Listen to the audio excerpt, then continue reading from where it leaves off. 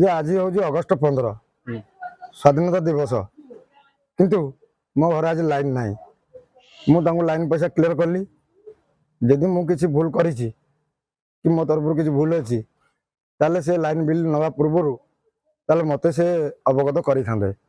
Line bill ନେଇଗଲେ, ମୋତେ ଆଉ କିଛି କହିଲେନି। ମୋ ଘରେ ଲାଇନ୍ ଜଳିଲା, ଏବେ ଲାଇନ୍ କାଟି ଦେଇଛନ୍ତି। ଆଜି ଅଗଷ୍ଟ 15 ଭଳିଆ ଦିନ ଲାଇନ୍ କାଟି ଦେଇଛନ୍ତି। ମୋର କାଲିଠୁ ଘର ଅନ୍ଧାର। କୋଉଦିନ କାଟିଲେ? କାଲି ଗୋଟେ ବେଳଠୁ କାଟି ଦେଇଛନ୍ତି। ଆଜି ଅଗଷ୍ଟ 15 ଘରେ ବି ଏବେ ଲାଇନ୍ ନାହିଁ, ଅନ୍ଧାର ଆଉ। କିନ୍ତୁ ମୁଁ ପ୍ରଶାସନ ପାଖରେ ଏତିକି ଗୁହାରି କରୁଛି, ଟିକେ ଗରିବ ଲୋକଙ୍କୁ ସହଯୋଗ ସାହାଯ୍ୟ କରନ୍ତୁ। ଆଉ ଏମିତି ଗରିବ ଲୋକ ସବୁବେଳେ ମାନେ ଲାଇନ୍ ହଉ, ବହୁତ ବିଭିନ୍ନ ପ୍ରକାର ଗରିବ ଲୋକ ଶିକାର ହେଉଛନ୍ତି। ପ୍ରଶାସନକୁ ମୋର ଅନୁରୋଧ, ଟିକେ ଗରିବ ଲୋକଙ୍କୁ ସାହାଯ୍ୟ ସହଯୋଗ କରନ୍ତୁ। ଆଜି ଏଇଭଳିଆ ଦିନରେ ଅଗଷ୍ଟ 15 ମୋ ଘରେ ଲାଇନ୍ ନାହିଁ, ଅନ୍ଧାର। ଏତିକି ମୁଁ କହୁଛି, ପ୍ରଶାସନ ଆଗରେ ଗୁହାରି କରୁଛି।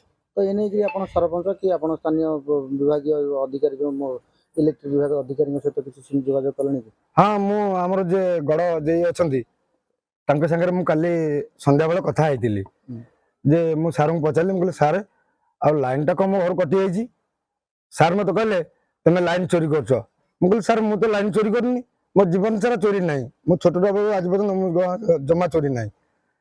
ଏ କଥା କହିଲା ପରେ ଆଉ ଯିଏ କହିଲେ ଯେ ଆଉ କ'ଣ ହେଇଛି, ମୁଁ ତମକୁ ଦେଖିକି ସର୍ଟ ଆଉଟ୍ କରୁଛି। କିନ୍ତୁ ଆଜି ତ ଅଗଷ୍ଟ 15 ସର୍ଟ ଆଉଟ୍ ହେଇପାରିଲାନି, ଏବେ ବି ଘର ଅନ୍ଧାର ଅଛି। ଆଉ ଗତକାଲିଠାରୁ ଏପର୍ଯ୍ୟନ୍ତ ଅନ୍ଧାର ଅଛି, ଅନ୍ଧାର ଅଛି। ଏ ନେଇକି ପ୍ରଶାସନ ସହିତ ଦାବି ରଖୁଛନ୍ତି ଯେ ଏ ନେଇକି କ'ଣ କହିବେ? ପ୍ରଶାସନ ପାଖରେ ମୋର ଦାବି, ଯେମିତି ଗରିବ ଲୋକ ଲାଇନ୍ ହଉ, ପାଣି ପବନ ନିଆଁ ସବୁ ଦିଗରେ ଗରିବ ଲୋକ ସାହାଯ୍ୟ ସହଯୋଗ ପାଆନ୍ତୁ।